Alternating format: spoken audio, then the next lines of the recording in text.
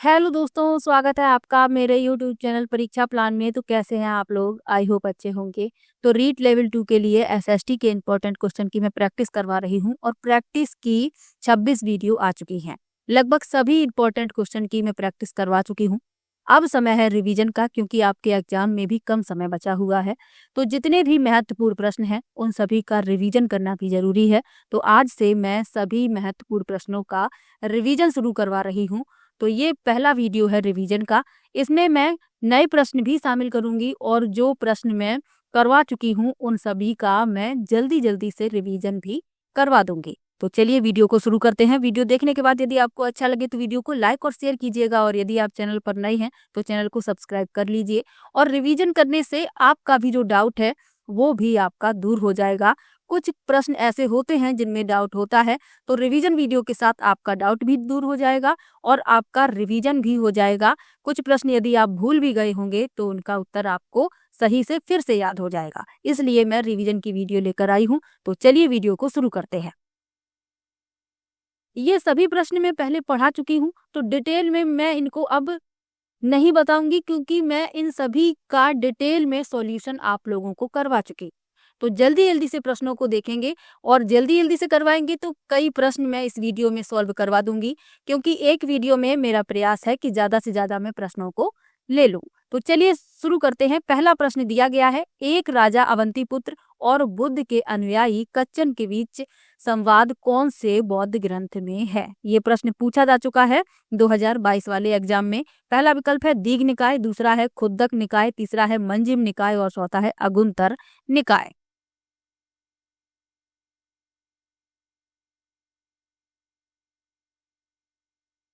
तो एक राजा अवंतीपुत्र और बुद्ध के अनुयायी कच्चन के बीच संवाद मंजिम निकाय में है। सी विकल्प इसमें सही हो जाएगा।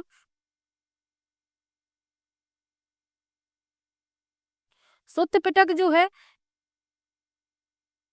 इसमें 5 पुस्तकें शामिल हैं। कौन कौन सी? दीघा निकाय, मंजिम निकाय, संयुक्त निकाय, अगुंतर निकाय और खुद्दक निकाय। और एक राजा अवंतीपुत्र और बुद्ध के अनुयायी कच्चन के बीच जो संवाद है ये मंजिम निकाय में है। तो ये आपको याद रखना है। सी विकल्प इसमें सही हो जाएगा। चलिए अगले प्रश्न पर चलते हैं।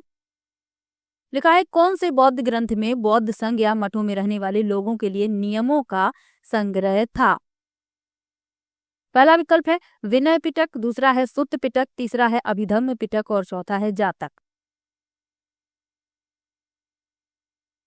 तो बौद्ध ग्रंथ जिसमें बौद्ध संघ या मठों में रहने वाले लोगों के लिए नियमों का संग्रह था वह है विनय पिटक। कई बार ये प्रश्न पूछा गया है, तो आपको याद रखना है। इसमें मठवासी जीवन के नियम बताए गए हैं। चलिए अगले प्रश्न पर चलते हैं। लिखा है, भारतीय दर्शन की 6 पद्धति में कौन शामिल है? पहला विकल्प है सत्यार्थ प्रकाश, दूसरा है वैशेषिक, तीसरा है महाभारत और चौथा है उपनिषद।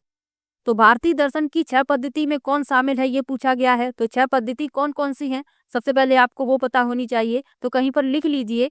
6 पद्धतियां जो हैं वह हैं, पहली है सांख्य, दूसरी है योग, तीसरी है न्याय, चौथी है वैशेषिक और पांचवी है मीमांसा और छठवीं है वेदांत।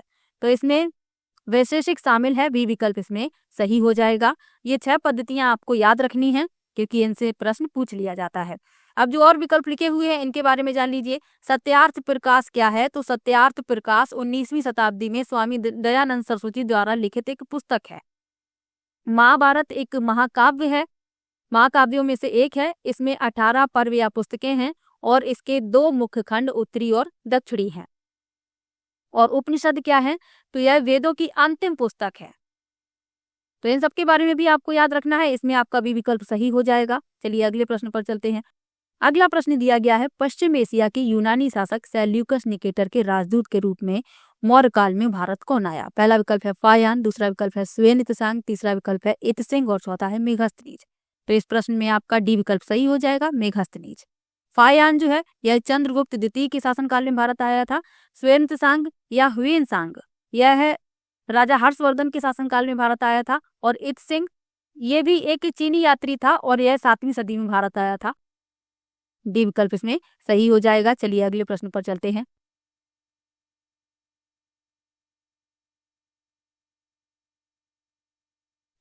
अगला प्रश्न दिया गया है अर्कामेडू के विषय में पूर्ण सत्य कथन बताइए। पहला है यह पुडुचेरी में स्थित था। दूसरा है अर्कामेडू महत्वपूर्ण पत्तन था। तीसरा है यहाँ एम्फोरा जैसे पात्र मिले हैं।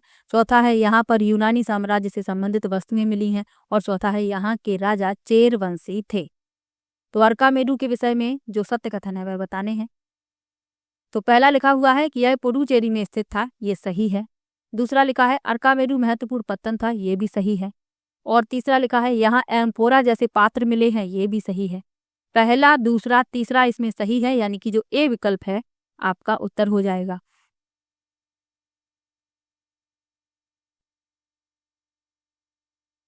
अगला प्रश्न दिया गया है चीनी यात्री स्वयं त्सांग किस राजा के दरबार में रहे थे।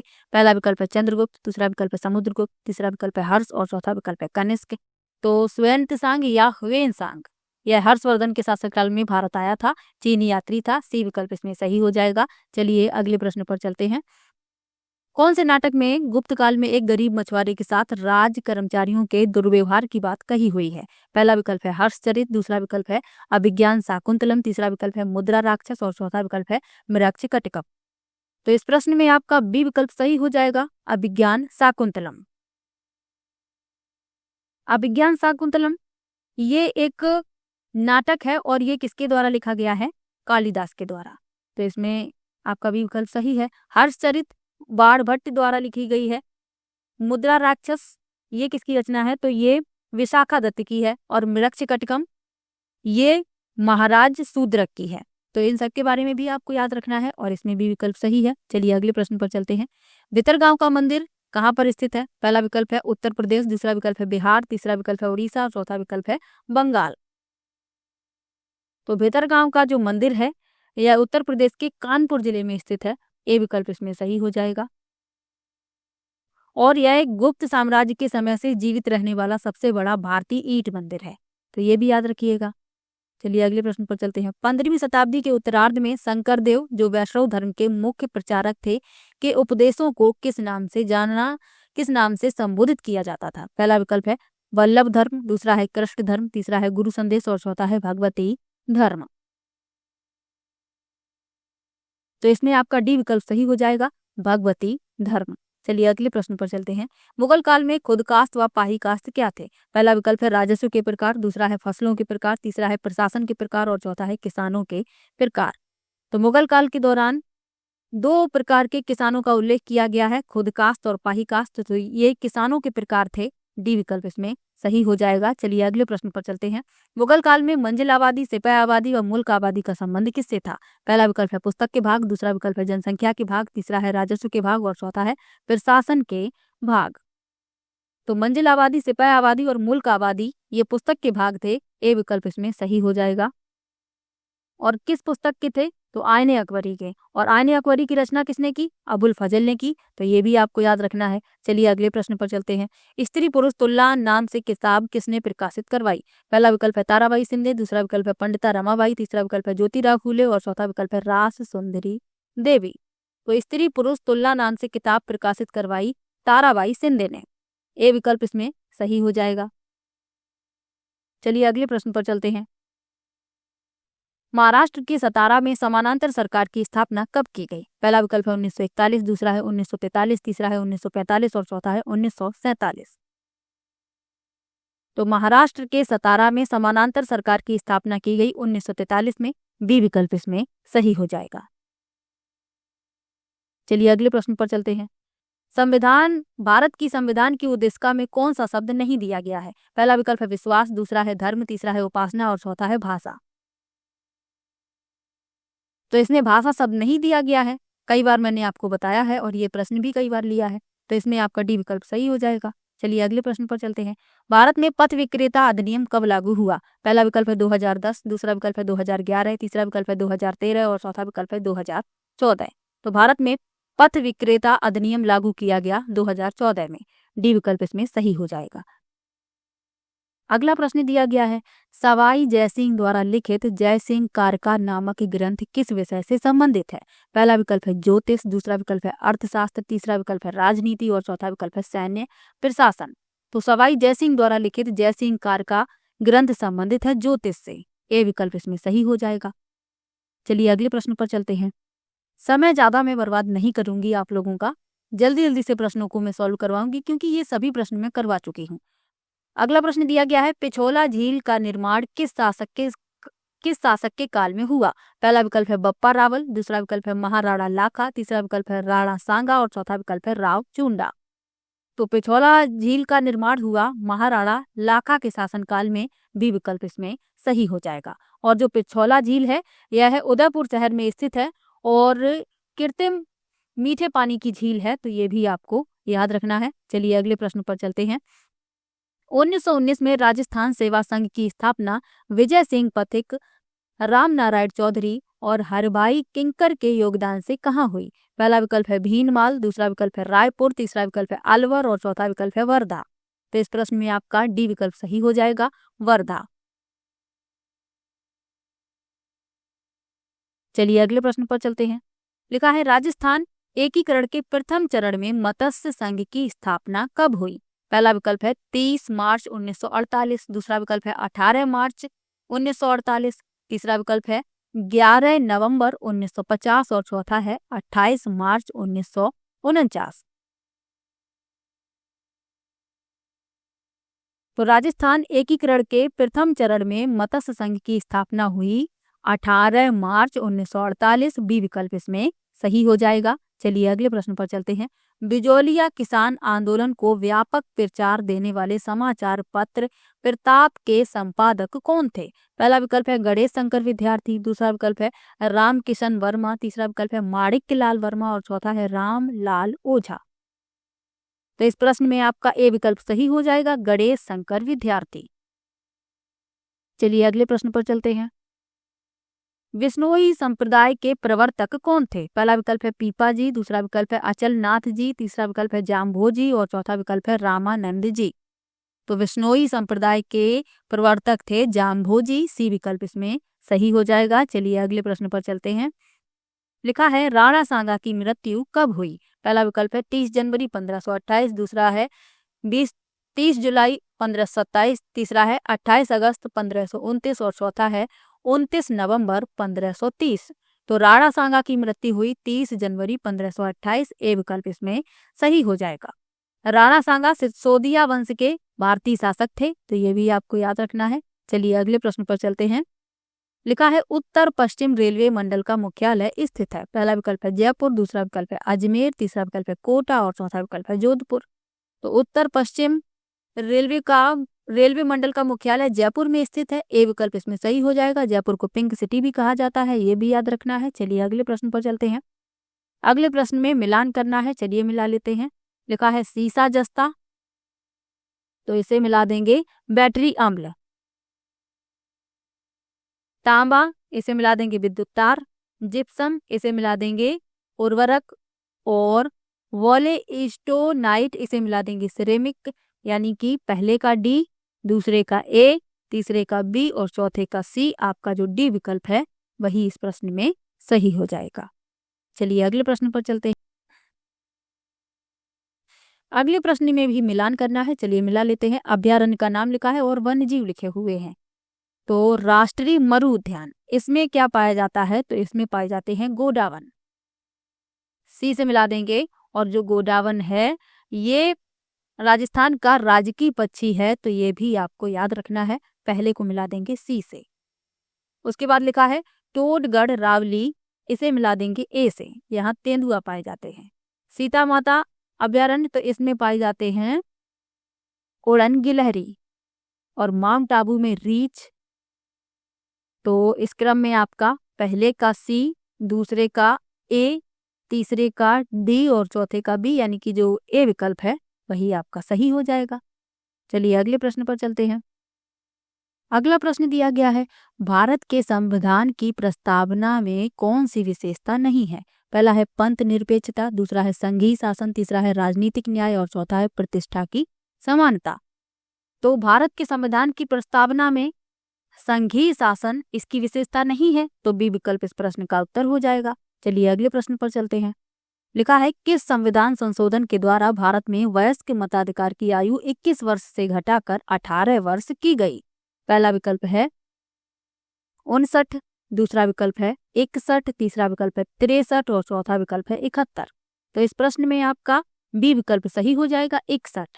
61वें संविधान संशोधन के द्वारा वर्ष 1989 में मतदान की आयु 21 वर्ष से घटाकर 18 वर्ष की गई। तो ये आपको याद रखना है, बी विकल्प इसमें सही हो जाएगा। चलिए अगले प्रश्न पर चलते हैं। लिखा है प्रत्यक्ष कार्यवाही हेतु कौन सा दिन निर्धारित किया गया था।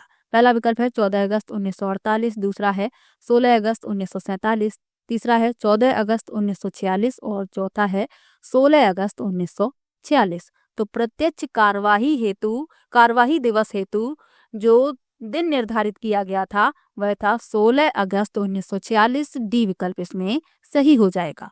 चलिए अगले प्रश्न पर चलते हैं। अगला प्रश्न है, ये फल एक दिन हमारे मुंह में आकर गिरेगा। 1851 में गवर्नर जनरल लॉर्ड डलहौजी ने यह कथन किस रियासत के बारे में कहा था। पहला विकल्प है सतारा, दूसरा है अवध, तीसरा है झांसी और चौथा है नागपुर। तो इस प्रश्न में आपका बी विकल्प सही हो जाएगा। लॉर्ड डलहौजी ने यह कथन कहा था अवध रियासत के बारे में। बी विकल्प इसमें सही है, अवध। चलिए अगले प्रश्न पर चलते हैं। लिखा है मुगल शासक जहांगीर की माता किस राजपूत वंश से संबंधित थी। पहला विकल्प है कछवाहा, दूसरा विकल्प है राठौड़, तीसरा विकल्प है परमार और चौथा विकल्प है चौहान। तो मुगल शासक जहांगीर की माता कछवाहा वंश से संबंधित थी। ए विकल्प इसमें सही हो जाएगा। चलिए अगले प्रश्न पर चलते हैं। अलवार संतों का एक मुख्य काव्य संकलन जिसे तमिल वेद के रूप में भी जाना जाता है।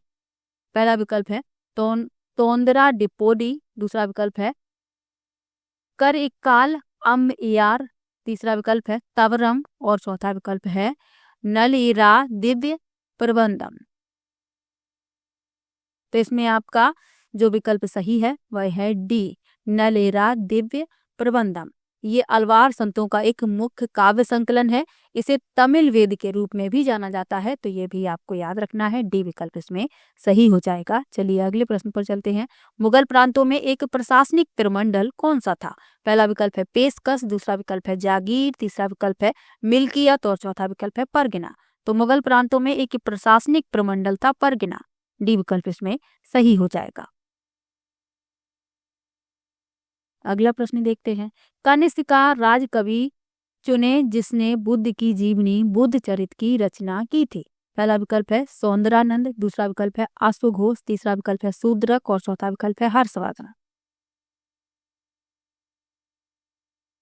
तो बुद्ध चरित की रचना की अश्वघोष ने। बी विकल्प इसमें सही हो जाएगा। और ये कनिष्क के राजकवि थे, तो ये भी आपको याद रखना है। चलिए अगले प्रश्न पर चलते हैं। शुंग वंश की स्थापना किस मौर्य सेनानायक द्वारा की गई थी। पहला विकल्प है पुष्यमित्र शुंग, दूसरा विकल्प है अग्निमित्र शुंग, तीसरा विकल्प है वसुमित्र शुंग और चौथा विकल्प है देवभूति शुंग। तो शुंग वंश की स्थापना की गई पुष्यमित्र शुंग द्वारा। ए विकल्प इसमें सही हो जाएगा। अगला प्रश्न है, प्रयाग प्रशस्ति की रचना समुद्रगुप्त के राजकवि हर्षेड ने किस भाषा में की थी। पहला विकल्प है प्राकृत, दूसरा विकल्प है हिंदी, तीसरा विकल्प है पाली और चौथा विकल्प है संस्कृत। तो प्रयाग प्रशस्ति की रचना समुद्रगुप्त के राजकवि हर्षेड ने की थी और किस भाषा में की थी, संस्कृत भाषा में। डी विकल्प इसमें सही हो जाएगा। अगला प्रश्न है, वह कौन सा भूभाग था जो ब्राह्मणों को दान दिया जाता था तथा उनसे भूमि कर व अन्य प्रकार के कर राजा द्वारा नहीं वसूले जाते थे। पहला विकल्प है अग्रभाग, दूसरा है अग्रहार, तीसरा है अग्रदान और चौथा है भूमिदान। तो भूमि का वह भाग जो ब्राह्मणों को दान में दिया जाता था और उनसे भूमि कर और अन्य प्रकार के कर राजा द्वारा नहीं वसूल किए जाते थे, वह अग्रहार कहलाता था। बी विकल्प इसमें सही हो जाएगा। चलिए अगले प्रश्न पर चलते हैं। अशोक के अधिकांश अभिलेख पाए गए हैं। पहला विकल्प है प्राकृत भाषा और ब्राह्मी लिपि, दूसरा विकल्प है पाली भाषा और देवनागरी लिपि, तीसरा है संस्कृत भाषा और ब्राह्मी लिपि और चौथा है पंजाबी भाषा और गुरुमुखी लिपि। तो अशोक के अधिकांश अभिलेख पाए गए प्राकृत भाषा और ब्राह्मी लिपि में।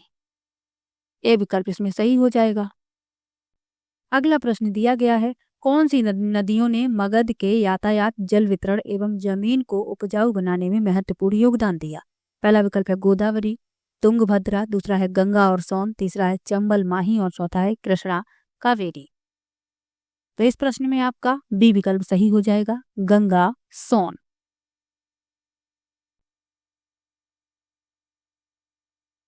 अगला प्रश्न है, संघ में पुरुषों और स्त्रियों के रहने की अलग अलग व्यवस्था थी, यह हमें किस त्रिपिटक से पता चलता है? पहला है अभिधम पिटक, दूसरा है सुत्त पिटक, तीसरा है विनय पिटक और चौथा है इनमें से कोई नहीं। तो इसमें आपका तीसरा विकल्प सही है, विनय पिटक। इसी में मठवासी नियम बताए गए हैं, सी विकल्प इसमें सही हो जाएगा। और इसी में बताया गया है कि संघ में पुरुषों और स्त्रियों के रहने की अलग अलग व्यवस्था थी। अगला प्रश्न दिया गया है, वर्तमान रूप में उपलब्ध महावीर, भगवान महावीर एवं उनके अनुयायियों की शिक्षाएं लगभग 1500 वर्ष पूर्व गुजरात में किस स्थान पर लिखी गई थी? पहला विकल्प है वल्लभी, दूसरा विकल्प है लोथल, तीसरा विकल्प है रंगपुर और चौथा विकल्प है भरूच। तो वर्तमान रूप में उपलब्ध भगवान महावीर और उनके अनुयायियों की शिक्षाएं 1500 वर्ष पूर्व गुजरात में वल्लभी नामक स्थान पर लिखी गई थी। पहला विकल्प इसमें सही हो जाएगा। अगला प्रश्न दिया गया है, अवशिष्ट शक्तियों का सिद्धांत का प्रावधान भारत में किस देश के संविधान से लिया गया है? पहला विकल्प है ब्रिटिश संविधान, दूसरा है कनाडा अमेरिका के संविधान, तीसरा है फ्रांस के संविधान और चौथा है कनाडा के संविधान। तो अवशिष्ट शक्तियों का सिद्धांत लिया गया है कनाडा के संविधान से। डी विकल्प इसमें आपका सही हो जाएगा। और कनाडा के संविधान से क्या क्या लिया गया है? तो संघवाद का केंद्रापसारक रूप और केंद्र राज्यपाल की नियुक्ति करता है, ये भी कनाडा के संविधान से लिया गया है। और सर्वोच्च न्यायालय का सलाहकार क्षेत्राधिकार, तो ये भी कनाडा के संविधान से लिया गया है। डी विकल्प इसमें आपका सही है। चलिए अगले प्रश्न पर चलते हैं। लिखा है, भारत में राष्ट्रपति फखरुद्दीन अली अहमद की मृत्यु के बाद कार्यवाहक राष्ट्रपति के रूप में किसने कार्य किया? पहला विकल्प है बी.डी. जत्ती, दूसरा विकल्प है वी.वी. गिरी, तीसरा विकल्प है जैल सिंह और चौथा है एन.एस. रेड्डी। तो फखरुद्दीन अली अहमद ने भारत के 5वें राष्ट्रपति के रूप में कार्य किया और इनकी मृत्यु के बाद बी.डी. जत्ती ने कार्यवाहक राष्ट्रपति के रूप में कार्यभार संभाला। तो ए विकल्प इसमें सही हो जाएगा, बी.डी. जत्ती। चलिए अगले प्रश्न पर चलते हैं। भारत में किस संविधान संशोधन द्वारा मंत्रिपरिषद का आकार निर्धारित किया गया? पहला विकल्प है 81, दूसरा है 91, तीसरा है 101 और चौथा है 102।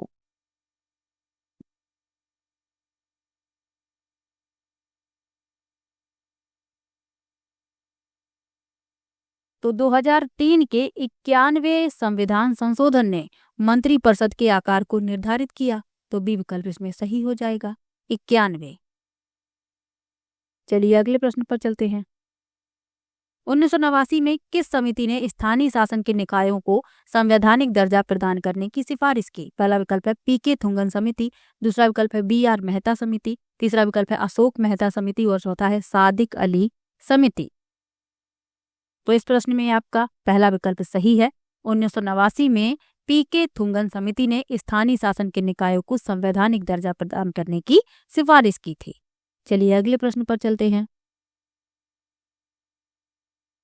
उपाधियों का अंत किस मौलिक अधिकार का हिस्सा है? पहला विकल्प है समानता का अधिकार, दूसरा है स्वतंत्रता का अधिकार, तीसरा है शोषण के विरुद्ध अधिकार और चौथा है सांस्कृतिक और शैक्षिक अधिकार। तो उपाधियों का अंत समानता के अधिकार का हिस्सा है, ए विकल्प इसमें सही हो जाएगा। मौलिक अधिकारों की संख्या कितनी है? 6 मौलिक अधिकार हैं, ये भी आपको याद रखना है। चलिए अगले प्रश्न पर चलते हैं। भारत के संविधान की 8वीं अनुसूची में अनुसूचित भाषाओं के सही समूह को पहचानिए। पहला विकल्प है बांग्ला अंग्रेजी संस्कृत, दूसरा है अंग्रेजी हिंदी संस्कृत, तीसरा है संथाली हिंदी संस्कृत और चौथा है गुजराती मराठी अंग्रेजी।